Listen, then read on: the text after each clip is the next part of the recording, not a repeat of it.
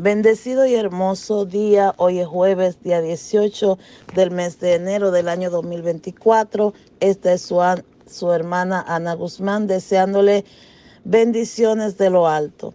La primera lectura del día de hoy está tomada del primer libro de Samuel, capítulo 18. Cuando volvieron de la guerra, después de haber matado David al filisteo, las mujeres de todas las poblaciones de Israel salieron a cantar y recibieron con baile al rey Saúl, al son alegre de pandero y sonaja, y cantaban a coro esta copla: Saúl mató a 1000, David a 10,000.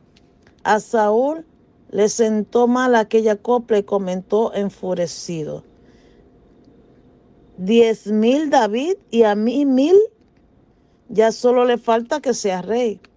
Y a partir de aquel día Saúl le tomó ojeriza a David. Delante de su hijo Jonatán y de sus ministros, Saúl habló de matar a David. Jonatán, hijo de Saúl, quería mucho a David y le avisó: mi padre Saúl te busca para matarte. Estate atento mañana y escóndete en un sitio seguro. Yo saldré e iré al lado de mi padre al campo donde tú estés. Le hablaré de ti. Si saco algo limpio, te lo comunicaré. Así pues, Jonatán habló a su padre Saúl en favor de David. Que el rey no ofenda a su siervo David. Él no te ha ofendido y lo que él hace es en tu provecho. Se jugó la vida cuando mató al filisteos y el Señor dio a Israel una gran victoria. Bien que te alegraste al verlo. No vayas a pecar derramando sangre inocente, matando a David sin motivo. Saúl hizo caso a Jonatán y juró: vive Dios, no morirá. Jonatán llamó a David y le contó la conversación. Luego lo llevó donde Saúl y David siguió en palacio como antes. Palabra de Dios, te alabamos, Señor. El Salmo 55, en Dios confío y no temo. Misericordia, Dios mío, que me hostigan, me atacan y me acosan todo el día. Todo el día me hostigan mis enemigos, me atacan en masa. En Dios confío y no temo. Anota en tu libro mi vida de errante. Recoge mis lágrimas en tu odre. Dios mío, que retrocedan mis enemigos cuando te invoco, y así sabré que eres mi Dios. En Dios confío y no temo. En Dios, cuya promesa alabo. En el Señor, cuya promesa alabo. En Dios confío y no temo. ¿Qué podrá hacerme el hombre?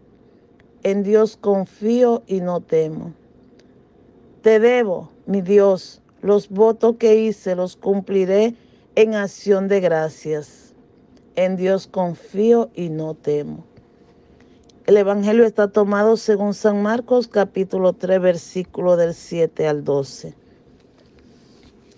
En aquel tiempo, Jesús se retiró con sus discípulos a la orilla del lago y lo siguió una muchedumbre de Galilea. Al enterarse de las cosas que hacía, acudía mucha gente de Judea, de Jerusalén y de Idumea, de la Transjordania, de la cercanía de Tiro y Sidón. Encargó a los discípulos que le tuvieran preparado una lancha, no lo fuera a estrujar el gentío. Como había curado a muchos, todos los que sufrían de algo se le echaban encima para tocarlo. Cuando lo veían, hasta los espíritus inmundos se postraban ante él gritando: tú eres el Hijo del Dios. Pero él le prohibía severamente que lo diesen a conocer. Palabra del Señor, gloria a ti, Señor Jesús. Cuando vemos en la primera lectura de Primera de Samuel y vemos cómo ellos regresaban de la guerra. Regresaba David con Jonatán, con el rey Saúl, y todos ellos regresaban de la guerra. La gente estaba alegre, la gente estaba celebrando que habían ganado ante aquellos filisteos. Entonces hicieron como una porra, diríamos una porra, donde ellos decían en esa porra que Saúl había matado 1000 y David 10,000.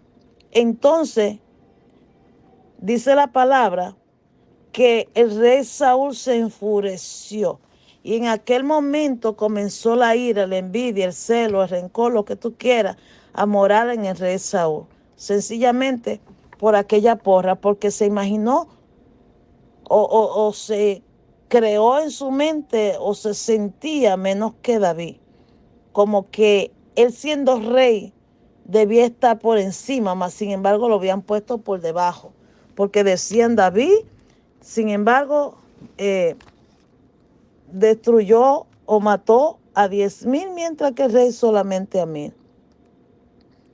Es increíble cómo muchos de nosotros queremos reconocimiento personal, y cuando se hacen esos reconocimientos a otra persona a nuestro alrededor, entonces no entra de igual manera esa cizaña, ese pecado, esa ira, al igual que como la tuvo el rey Saúl.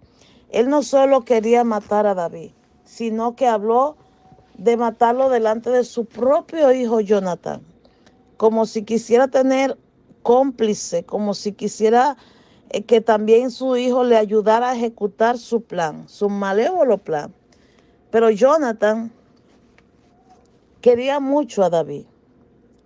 Y por otro lado, había visto que el deseo de su padre era sencillamente injustificado, porque David todo lo que había hecho era en favor, en ayuda del pueblo de Israel y del mismo rey.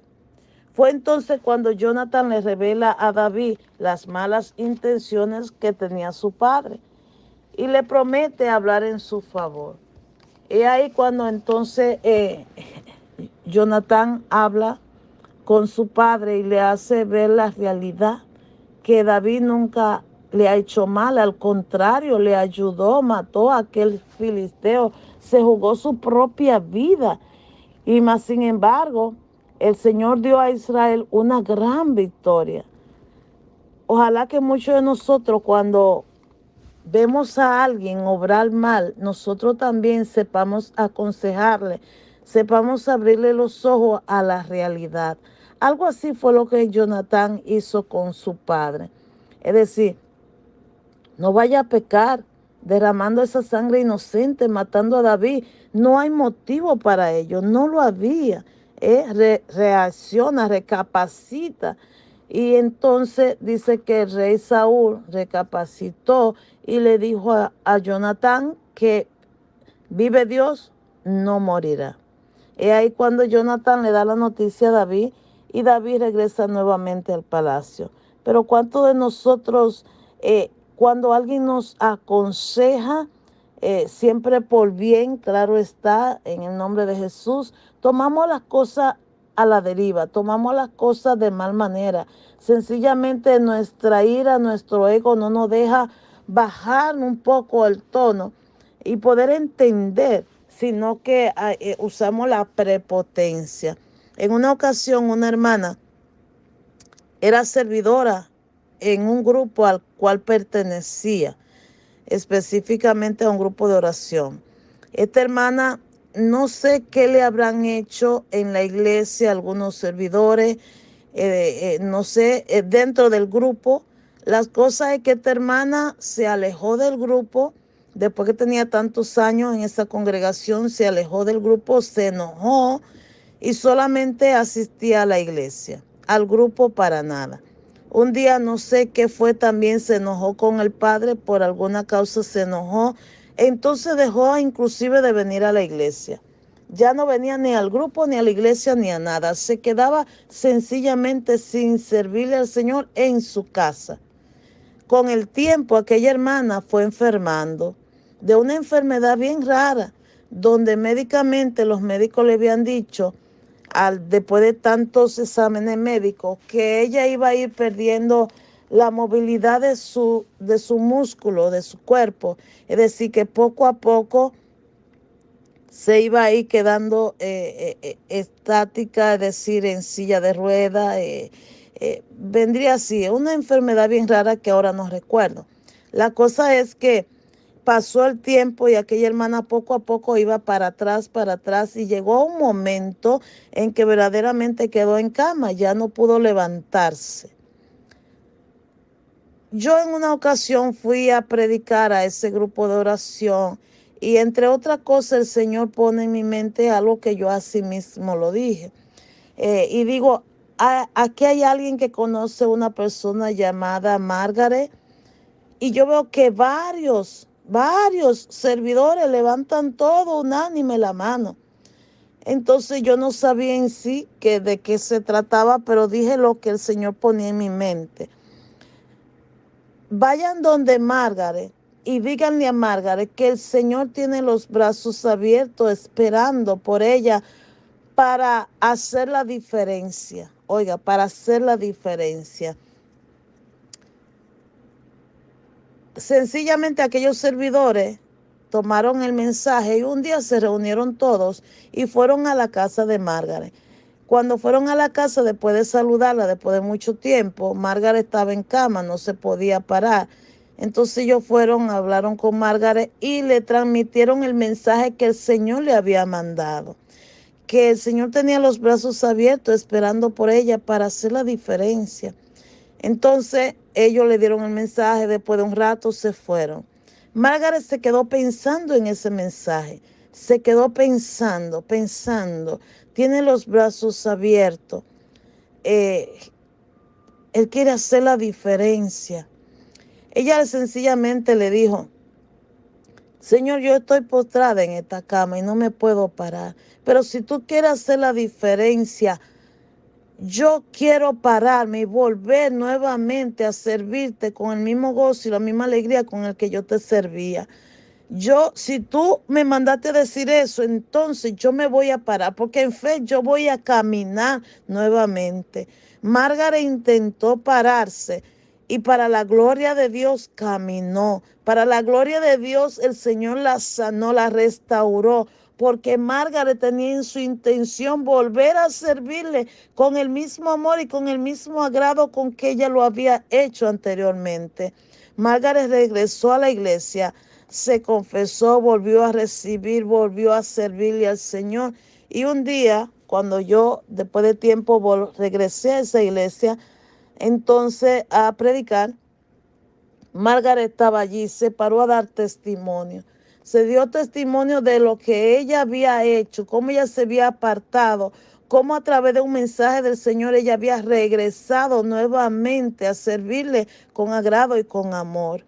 Que nosotros podamos usar esta lectura de este libro de Primera de Samuel y nos sirva a nosotros como nuestros zapatos. Que en el momento en que nosotros hayamos actuado mal, escuchemos la voz de Dios, escuchemos la voz de aquel ángel que el Señor muchas veces nos manda, escuchemos a aquel hermano que muchas veces quiere hablarnos, pero muchas veces la prepotencia, la ira, el enojo no nos deja escuchar un poco más allá. Que podamos verdaderamente nosotros darle a Dios el primer lugar y seamos humildes y sumisos. Que no esperemos reconocimiento aquí, sino reconocimiento allá en el reino de los cielos, donde verdaderamente vale reconocimiento. Aquí son cosas pasajeras, pero las de allá son eternas. Y Dios quiere que nosotros verdaderamente trabajemos con amor, con agrado hacia Él. Que no seamos como esa cizaña, como ese enojamiento que tenía aquel rey con esa avaricia de quererlo solo todo para uno. Que podamos nosotros también extender la mano a los demás. Que nosotros podamos ser diferentes.